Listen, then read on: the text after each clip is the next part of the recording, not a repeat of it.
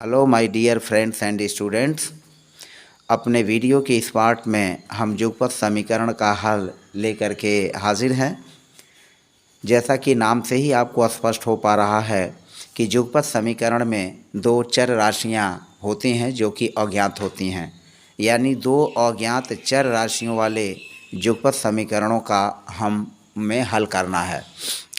जैसा कि नाम से ही स्पष्ट है, आपको स्पष्ट हो रहा होगा कि जो युगपत समीकरण होते हैं वह युगपत समीकरण में एक चर नहीं होते।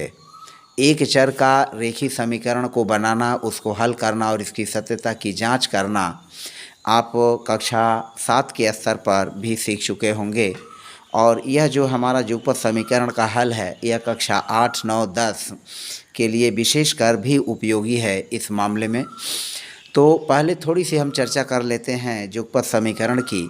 मान लीजिए हमारे पास एक समीकरण है a1x और प्लस b1y और प्लस c1 बराबर 0, और हमारे पास दूसरा समीकरण है a2x प्लस b2y और प्लस c2 बराबर 0। जैसा कि आप देख रहे हैं, इसमें हमारा पहला समीकरण यह जो पहला समीकरण है और यह दूसरा समीकरण है। इस पहले समीकरण और दूसरे समीकरण में यह चर राशि है और y चर राशि है, x चर राशि है, y चर राशि है। दूसरे समीकरण में x चर राशि है और y चर राशि है, यानी x y यह चर राशियां हैं। और जो a1 है, b1 है, c1 है और a2 है, b2 है, c2 है, ये अचर राशियां हैं। तो इस प्रकार के जिसमें दो चर हों, x और y दो चर हों और दो चरों के साथ साथ उसमें जो यह a1 b1 c1 और a2 b2 c2 जो अचर राशियां हैं, तो इनको मिला करके हम इस प्रकार के समीकरणों को कहते हैं युगपत समीकरण। युगपत समीकरण युगपत समीकरण, युगपत का अर्थ होता है साथ साथ होना। युगपत का मतलब होता है साथ साथ होना। युगपत की मीनिंग है जो समीकरण साथ साथ हों, यानी a1x plus b1y plus c1 यह एक समीकरण है और इस समीकरण के साथ हमारा दूसरा समीकरण है a2x plus b2y plus c2 बराबर 0। तो पहला और दूसरा ये दोनों समीकरण साथ साथ होने के नाते हम कहेंगे कि ये युगपत समीकरण है। और इन युगपत समीकरण में x और y यह चर राशियां हैं। जो x और y है यह चर राशियां हैं और a1 b1 और फिर c1 और फिर a2 और फिर b2 और फिर c2 ये सब अचर राशियां हैं। ये सब जो है अचर राशियां हैं। तो इस प्रकार के हम समीकरणों को क्या कहते हैं? युगपत समीकरण कहते हैं। तो आपको स्पष्ट हो गया कि युगपत समीकरण है। अब यहाँ पर जो x और y का मान चाहे पहले समीकरण में और चाहे दूसरे समीकरण में जो भी हल होगा, उस हल को उसको हल करने की जो प्रक्रिया होगी, तो जो x और y का मान आएगा, x और y का मान ही इस युगपत समीकरण का हल है। जो भी x और y का मान होगा वह दूसरे समीकरण a2x plus b2y plus c2 को हल करेगा, या यूँ कहें कि दूसरे समीकरण x और y का जो भी हल होगा वह पहले समीकरण a1x plus b1y plus c1 बराबर 0 को हल करेगा। तो मुझे उम्मीद है कि आप जो है युगपत समीकरण का मतलब समझ गए होंगे। एक बार पुनः मैं दोहरा देता हूँ कि a1x plus b1y plus c1 में a1 b1 c1 अचर राशियाँ हैं। a2x plus b2y plus c2 में a2 b2 और c2 ये अचर राशियां हैं। और इन दोनों समीकरणों में x और y चर राशियां हैं। इन्हीं हमें चर राशियों x और y का मान इन दोनों इस प्रकार के दोनों समीकरणों को हल करके हम ज्ञात करते हैं।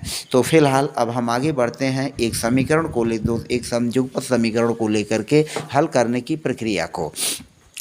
तो पहले सरल जो हमारा समीकरण है उस सरल समीकरण को पहले हम लगाने की कोशिश करते हैं, जिससे प्रकरण को अच्छी तरह से आपके समझ में आ जाए। तो फिलहाल चलते हैं, हम एक उदाहरण लेते हैं और एक उदाहरण के माध्यम से इसको समझाते हैं। मान लीजिए हमारा एक समीकरण है ax प्लस वाई बराबर है 8। x प्लस वाई बराबर है 8, यह हो गया हमारा पहला समीकरण। और फिर यह हुआ पहला समीकरण। और हम लेते हैं x माइनस वाई बराबर जो हो गया वह हो गया पहला जो हुआ वह 2 हो गया। x धन y बराबर 8 और x ऋण y बराबर 2, और इस तरह से यह पहला समीकरण हुआ और यह दूसरा समीकरण हुआ। अब आप बहुत बारीकी से देखें तो x धन y बराबर 8 है और x ऋण y बराबर 2 है। हमें इस समीकरण 1 और समीकरण 2 को हल करना है और ये दोनों युगपत समीकरण हैं। यहाँ a1 का मान 1 है और b1 का मान 1 है और c1 का मान 8 है। यहाँ a2 का मान 1 है, b2 का मान ऋण 1 है और c2 का मान जो है 2 है। तो इस तरह से हमें यहाँ कुछ नहीं करना है, बस हमको ये देखना है कि x धन y बराबर है 8 और x ऋण y बराबर है 2। तो हम समीकरण 1 में समीकरण 2 को जोड़ देंगे। जोड़ेंगे क्यों? इसलिए कि जब जोड़ेंगे तो दाएं पक्ष को बाएं पक्ष को बाएं पक्ष में जोड़ेंगे और दाहिने पक्ष को दाहिने पक्ष में हम जोड़ लेंगे। यानी x धन y में x ऋण y को जोड़ लेंगे और फिर 8 में 2 को जोड़ लेंगे और इस तरह से जो बनेगा समीकरण उसको हम हल कर लेंगे तो x और y के मान अलग अलग आ जाएंगे। अब चलिए, समीकरण 1 है, समीकरण 2 है। यहाँ आप देखें यह धन y है और यह ऋण y है। तो जब हम x धन y में x ऋण y को जोड़ेंगे तो धन y और यह ऋण y आपस में घट करके शून्य हो जाएगा, तो हमारा x और x बचेगा। तो x में x जोड़ेंगे तो 2x हो जाएगा और 8 में 2 जोड़ेंगे तो 10 होगा। तो फिलहाल चलिए हम जो है इसको लगाते हैं। लिखेंगे समीकरण 1 व समीकरण 1 व समीकरण 2 को जोड़ने पर, समीकरण 1 व 2 को जोड़ने पर, यहाँ लिख लेंगे जोड़ने पर, समीकरण 1 व 2 को जोड़ने पर। तो जोड़ेंगे तो क्या होगा, यह धन x और ऋण y यह जो होगा वह निरस्त हो जाएगा, मतलब घट जाएगा, y में से y घट के शून्य हो जाएगा। तो चाहे तो हम इसको फिर यहाँ लिख भी सकते हैं, लेकिन फिलहाल यही समझना, धन y में से ऋण y यह जोड़ेंगे तो यह घट के शून्य हो जाएगा, x में x जुट जाएगा तो यह हो जाएगा x और धन x में x यह जुट जाएगा और यह बराबर हो जाएगा 8 में 2 जुट जाएगा तो 8 धन 2 हो जाएगा। x में x जोड़ेंगे यह होगा 2x और 8 में 2 जोड़ेंगे यह हो जाएगा 10, और फिर हमें x का मान निकालना है तो x बराबर हो जाएगा 10/2, यानी इस 10 में 2 से भाग दे देंगे तो हमारा हो जाएगा 5, यानी x की वैल्यू क्या हुई, 5 हुई। तो अब हम इस x के मान को समीकरण 1 में या 2 में रख करके हम y का मान निकाल सकते हैं। तो फिर हम क्या लिखेंगे, अब लिखेंगे समीकरण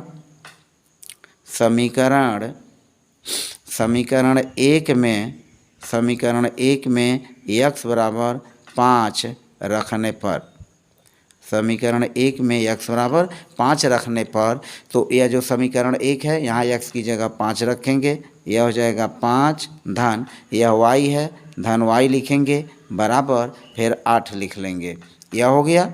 और उसके बाद यह इस 8 में से 5 को हम घटा लेंगे, पक्षांतर कर लेंगे तो y बराबर हो जाएगा 8, और इसको पक्षांतर करेंगे तो यह धन है तो इधर आने पर ऋण हो जाएगा, बराबर के इधर जब ले आएंगे बाईं से दाईं ओर ले आएंगे तो यह धन 5 है, यह ऋण 5 हो जाएगा। और इसका मतलब क्या हुआ कि y बराबर हो जाएगा 8 में से 5 घटाएंगे 3। तो इस तरह से आपने देखा कि इस समीकरण का हल हुआ y बराबर 3, और कुल मिला जुला करके इसलिए आंसर हमारा हुआ x बराबर 5 और y बराबर हमारा आंसर हो गया 3। तो इस तरह से इस युगपत समीकरण 1 और 2 का जो हल हुआ, x की वैल्यू 5 हुई और y की वैल्यू 3 हुई। अब आप समीकरण की सत्यता की भी जांच कर सकते हैं कि हमारा समीकरण सही है कि गलत है। तो जो समीकरण x धन y बराबर 8 है उसमें x की जगह 5 रखें और y की जगह 3 रखें। थोड़ी देर हम इसको भी क्लियर कर लेते हैं। मान लीजिए हम जांचते हैं कि हमारा समीकरण हल सही है कि गलत है। तो x धन y बराबर है 8, x की जगह रखेंगे 5, y की जगह रखेंगे 3, यह हो गया 8, 5 3 8 बराबर यह हो गया 8। इसी तरह से हम दूसरे समीकरण को भी जांच सकते हैं। x ऋण y बराबर है 2, x की जगह हम 5 रखेंगे, ऋण y की जगह 3 रखेंगे तो यह 2 5 में से 3 घटाएंगे 2 तो 2 बराबर 2।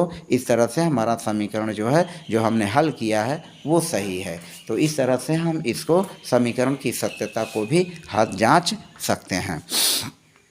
अब चलिए हम दूसरा सवाल लगाते हैं और इस दूसरे सवाल को भी लेकर के चलते हैं। और दूसरा सवाल हमारा किस तरह से होता है, एक दूसरे उदाहरण को लेते हैं और इस दूसरे उदाहरण को भी लेकर के समझते हैं। मान लीजिए हमारे पास सवाल है एक्स धन वाई बराबर है 15। यह समीकरण नंबर हो गया 1। और दूसरा सवाल है एक्स ऋण वाई बराबर 1 और यह समीकरण नंबर 2 हो गया।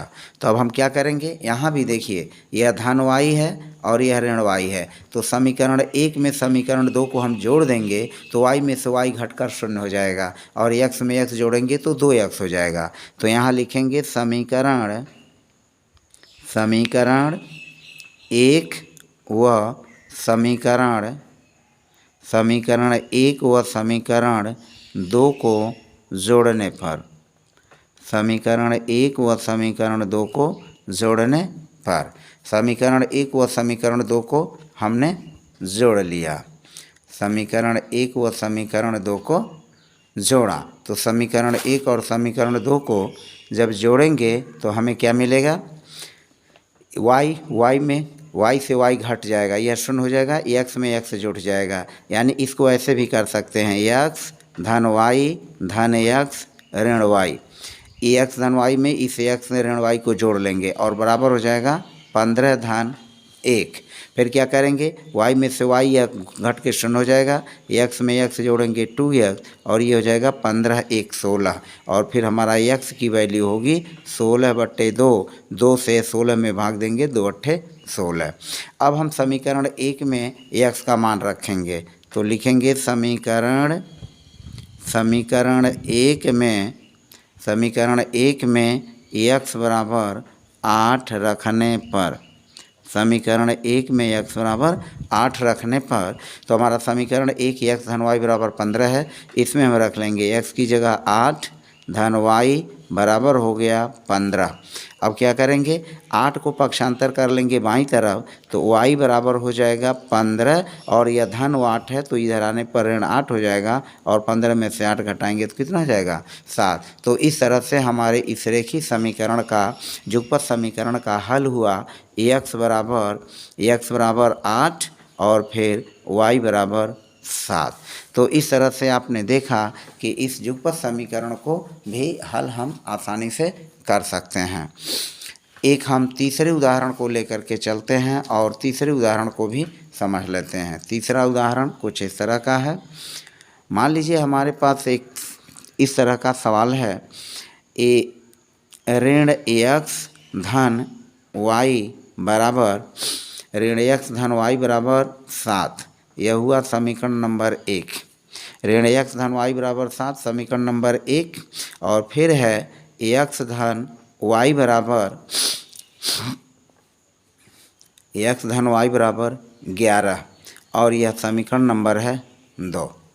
अब इस समीकरण को हमें हल करना है। तो यहाँ भी देखें यह धन y है, ये तो अपनी जगह जोड़ने पर, और यह x है, यह ऋण y है, यानी इसकी चिन्ह विपरीत हैं। तो समीकरण 1 और 2 को जब हम जोड़ेंगे तो x में से x घट करके इसका मूल्य 0 हो जाएगा, y में y जोड़ेंगे 2 हो जाएगा तो 2y बराबर होगा 11 में 7 जोड़ेंगे 18। तो इस तरह से हम इस समीकरण को हल कर लेंगे। अब लिखेंगे समीकरण 1 में समीकरण 2 को जोड़ने पर, समीकरण 1 में समीकरण 2 को जोड़ने पर, समीकरण 1 में समीकरण 2 को जोड़ेंगे तो जब जोड़ेंगे तो y में y जुट करके यह हो जाएगा 2y और यह बराबर हो जाएगा, x में से घट के 0 हो जाएगा और 11 में 7 जोड़ लेंगे 18 या और y बराबर हो जाएगा 18 में 2 से भाग देंगे, 2 9 18 हुआ। अब y के इस मान को हम समीकरण 1 में रख लेंगे और फिर लिखेंगे समीकरण 1 में y बराबर, समीकरण 1 में y बराबर 9 यानी 9 रखने पर, समीकरण 1 में y बराबर 9 रखने पर तो यहाँ y की जगह हम 9 रख लेंगे, तो यह हो जाएगा ऋण x धन y की जगह 9 बराबर हो जाएगा 7। फिर हो जाएगा हमारा ऋण x बराबर 7 में से इसको पक्षांतर करेंगे बाईं तरफ, तो यह हो जाएगा ऋण 9, यानी ऋण x बराबर हो जाएगा ऋण 2। 9 में से 7 घटाएंगे ऋण 2, और तब x बराबर हमारा हो जाएगा, x बराबर हो जाएगा 2। यह ऋण से ऋण निरस्त हो जाएगा, क्योंकि ऋण 2 में ऋण से भाग देंगे तो यह धन हो जाएगा। तो इस तरह से x की वैल्यू हुई 2। तो इस प्रकार से आपने देखा कि युगपत समीकरणों को विलोपन विधि से, जो कि सबसे सरल युगपत समीकरण है, इनको हल बड़ी आसानी से किया जा सकता है। इसी तरह से मैं आपको अभ्यास के लिए 3 प्रश्नों को देता हूं, और इन तीनों प्रश्नों को हल करें और देखें कि आप में कितना सीखा। मान लीजिए हमारा पहला समीकरण है x धन y बराबर 10, और दूसरा समीकरण है x ऋण y बराबर 2। फिर एक दूसरा समीकरण है x धन y बराबर 16, और फिर x ऋण y बराबर हो जाएगा x ऋण y बराबर 14।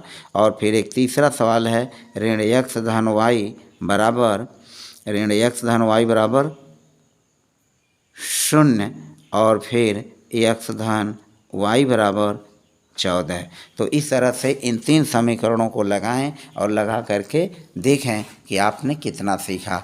तो फिलहाल आज की वीडियो में बस इतना ही, शेष अगले वीडियो में। और चलते चलते पुनः वही एक रिक्वेस्ट कि जो है वीडियो को लाइक, सब्सक्राइब और कमेंट करना न भूलें। और यदि बात पर समीकरण को हल करने में कोई दिक्कत हो तो आप जो है वीडियो को पुनः पीछे ले जा कर के बार बार देखें और समझें। फिलहाल आज की वीडियो में इतना ही। सभी मंगल शुभकामनाओं सहित अपनी बात को हम यहीं समाप्त करते हैं। फिर शेष अगले वीडियो में।